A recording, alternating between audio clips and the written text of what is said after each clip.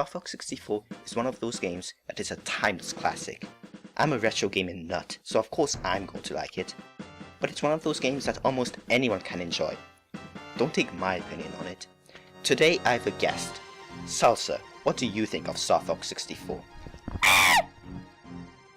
Okay, why do you think it's good?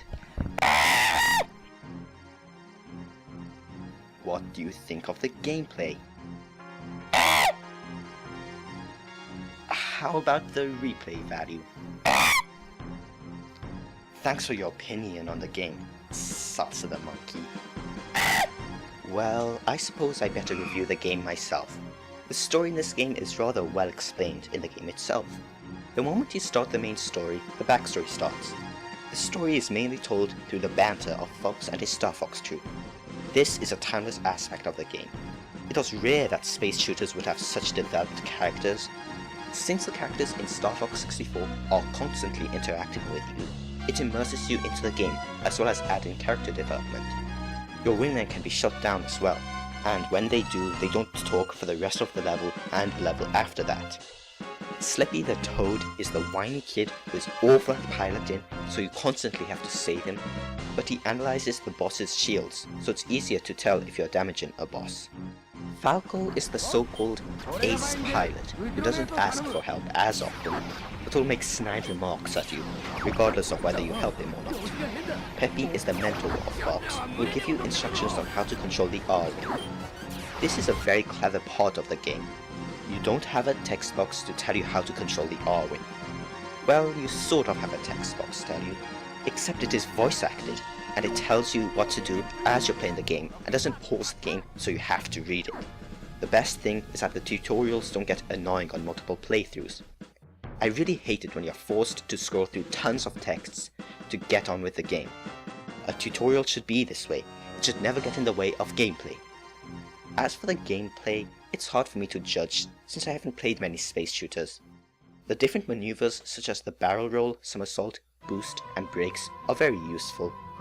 The only problem I have ever had with the control is the fact that down makes you go up and up makes you go down, which is actually a standard for flight simulation games. When I first played this, it was annoying. In the 3DS version, there is an option to make up move you up and make down move you down. When I went back to play the 3DS version, I had to switch options so that down is up and up is down. It's something which threw me off only on my first playthrough. This isn't a problem at all. What makes Star Fox 64 so great is the replayability. Even something as simple as a high score at the end is enough to stimulate replayability. But Star Fox 64 goes a step further. Within most of the levels, there are multiple ways to finish the mission. For example, in the first level, Corneria, you can get to the regular boss without doing anything. Defeating the regular boss will allow you to go to the next level, Meteor. However, if you let Falco survive through the level and fly through all the arches, Falco will lead you through the waterfall and into an alternate part of the level. Here you will fight an alternate boss. Defeating the boss will grant you access to Sector Y instead of Meteor. The different levels are generally divided into an easy, medium and difficult route. The easy is signified by the blue line, medium with yellow and hard with red. First time players will end up going to the easy route. Once they figure out ways to get to other routes or find out about it on the internet, the game becomes so much fresher. It might get stale from going to the easy route all the time, but the newer levels will provide more of a challenge. Another challenge is the medals in this game. You get a medal if you kill a certain number of enemies in each level. Most levels require you to kill 150 enemies, but others, such as Meteor, require 200, or some like Solar require only 100. When you collect all of the medals, you unlock hard mode. By the way, you have laser power-ups in this game. They are single laser, twin laser and hyper laser. Twin laser is like single laser, but you shoot 2 instead of 1, and the hyper laser is just more powerful. If your wing breaks and you lose your laser power-ups, in hard mode your wing will break in 1 hit as opposed to the 3 hits in normal mode. Enemies drain more HP, and the lasers will have increased accuracy. It's another good way to increase replayability. Overall, there isn't much I can say about Star Fox 64. I have no nostalgic connection to the game, yet I still think it's good.